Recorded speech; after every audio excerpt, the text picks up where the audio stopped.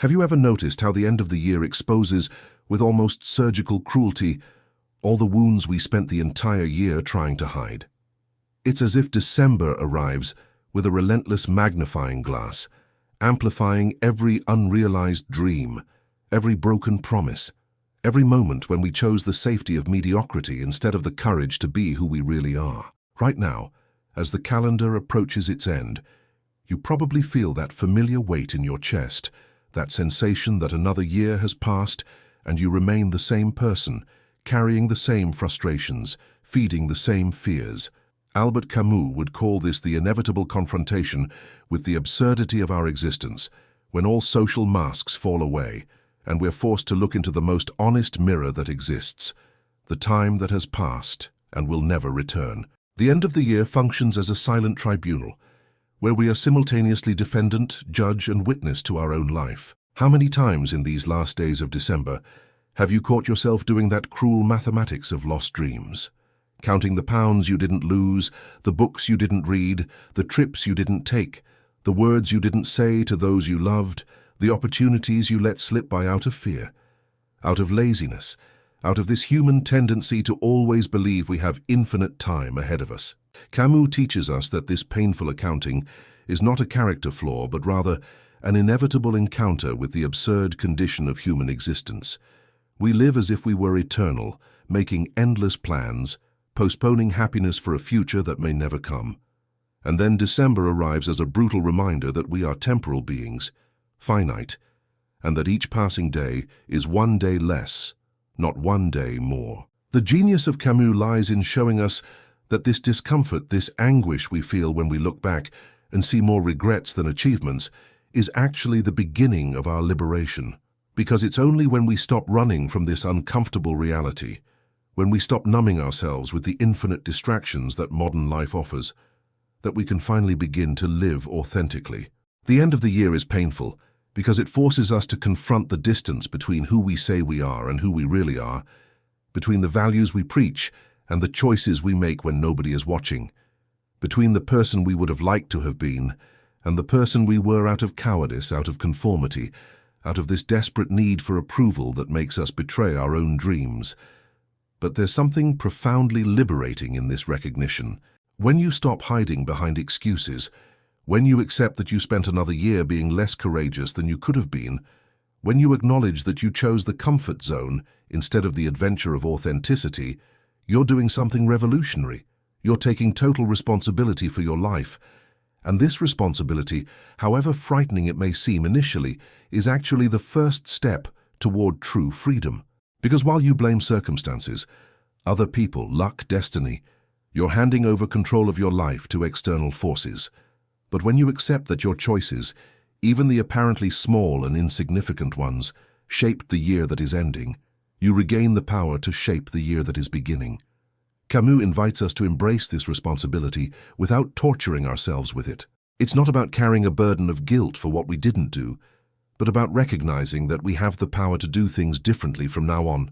The end of the year can be painful, but it can also be liberating if you can see in it not a final judgment, but an invitation to courage.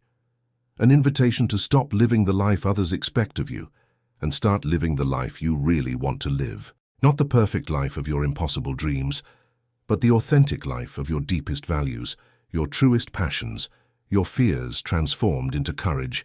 The question isn't whether you wasted the year that is ending, but whether you're willing to waste the next one running from the same uncomfortable truths, because time will pass anyway.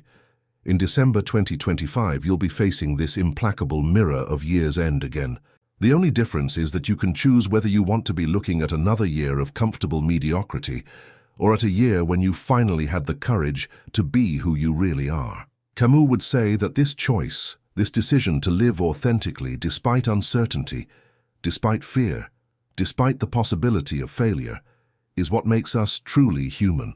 The absurdity of our condition isn't in the fact that we make plans and they don't work out exactly as we imagined. The absurdity lies in continuing to make the same superficial plans, in continuing to pursue the same empty goals, in continuing to measure our lives by the same external criteria that have never brought us real happiness.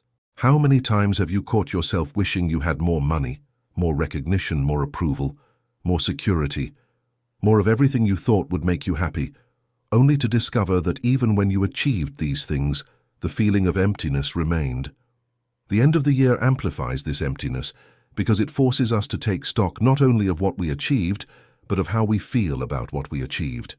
And this is where Camus offers a revolutionary perspective. He tells us that the search for absolute meaning, for a definitive answer to what we should do with our lives, is itself an illusion. There is no cosmic plan.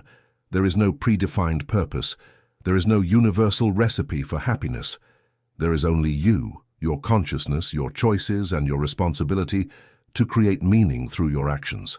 The end of the year isn't painful because we fail to find this absolute meaning, but because we're still looking for it in the wrong places, still waiting for someone or something to tell us what to do with our lives. Think about how many important decisions you postponed this year, waiting to have more certainty, more guarantees, more information. How many difficult conversations you avoided, how many risks you didn't take, how many growth opportunities you let pass because you were waiting for the perfect moment, the ideal situation, the guarantee of success. Camus shows us that this waiting is a form of escape, a way to avoid the terrifying and simultaneously liberating responsibility of choosing without guarantees, of acting without certainties, of living without a predefined script. What would you do if you knew there is no perfect moment? What would you do if you accepted that every important choice involves risk, that every authentic decision requires courage, that every meaningful life is built upon a series of bets on yourself? Maybe you would finally have that conversation you've been postponing for months. Maybe you would finally make that career change your heart asks for, but your rational mind sabotages. Maybe you would finally stop living the life your parents, your friends, society expects of you, and start living the life that resonates with who you are at your deepest core. Tell me in the comments, what was the most important decision you postponed this year? It doesn't need to be something grandiose or dramatic. It can be something seemingly simple, but that you know would change something in your life if you had the courage to do it. Just right, I also postponed an important decision if you identified with this. Your response not only helps you recognize patterns that might be sabotaging your happiness, but also helps other people feel less alone in this human journey of facing our fears and taking responsibility for our choices. The beauty of Camus's philosophy lies in his refusal to console us with comforting lies. He doesn't promise us that everything will work out if we follow certain rules. He doesn't guarantee us that there's a higher plan that justifies our suffering. He simply tells us, you are here, you are conscious, you have choices to make, and these choices matter not because there's a cosmic judge evaluating your every move, but because these choices define who you are and how you experience this one life you have. The end of the year hurts because it confronts us with the irreversible passage of time, but also because it shows us that we have wasted this precious time trying to be perfect instead of being real, trying to please everyone instead of respecting ourselves, trying to avoid suffering instead of learning from it. Each December that passes without us having the courage to be authentic is a reminder that we're living someone else's life, following someone else's script, pursuing someone else's dreams. But you don't need to arrive at next December carrying the same weights. You can choose starting now to live in such a way that when December 2025 arrives, you look back and see not a perfect year, but a courageous year. A year when you made choices aligned with your values, even when it was difficult. A year when you said no to what didn't make sense in your life and said yes to what resonates with your most authentic being. A year when you stopped waiting for permission to be who you really are. This isn't a promise that it will be easy. Living authentically is often more difficult than living on autopilot.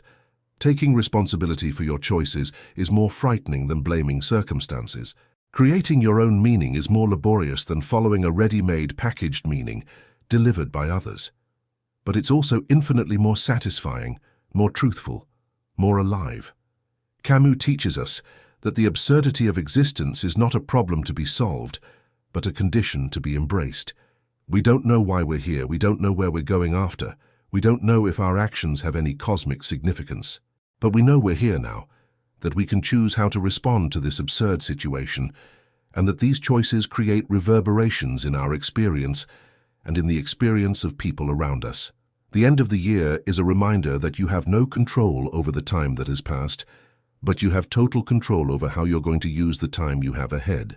Not control over outcomes, not control over others' reactions, not control over external circumstances, but absolute control over your intentions, your values, your courage, your authenticity. And maybe that's exactly what you need to hear right now when the year is ending, and you're doing that inevitable balance between what was and what could have been. If you've made it this far in this reflection, if something that was said resonates with your experience, consider joining this community of people who are seeking to live more authentically and consciously. It's not a community of perfect people who have all the answers, but of courageous people who are willing to ask the difficult questions and live with the tensions these questions create. Subscribe if you believe that life is worth living with depth, even when that means facing discomforts and uncertainties that most people prefer to avoid. The mirror of year's end is only cruel if you keep expecting to see in it a perfect person who never made mistakes, never lost opportunities, never was afraid, never was cowardly. But if you can look into that mirror and see an imperfect human being who is learning, who is growing, who is becoming more courageous with each authentic choice they make, then December stops being a month of judgment to become a month of renewal. Not the artificial renewal of superficial resolutions that everyone makes and almost nobody keeps, but the profound renewal of someone who decides to stop running from themselves and start living from their truest center. Camus would say you don't need to wait for January to begin this journey. You don't need a new year to make new choices. You don't need a special date to decide to be special in how you live your ordinary days. The absurdity of the human condition includes this tendency of ours to always postpone to the future the changes we can make in the present. It includes this habit of believing we need perfect conditions to begin living imperfectly but authentically. So while others are making lists of resolutions they'll abandon in February, you can do something different. You can make a simple but radical choice. The choice to stop betraying yourself, to stop living the life others expect of you, to stop postponing your authenticity until you have more courage, more money, more time, more certainty. You can choose to start now the way you are, in the place where you are, with the resources you have, but with total commitment to the truth of your experience and with respect for your deepest values. The end of the year is indeed a mirror, but it doesn't have to be a mirror you avoid. It can be a mirror you embrace, not because you like everything you see, but because you're willing to see, to recognize, to accept, and from that acceptance, to act differently. This is the invitation December makes to you.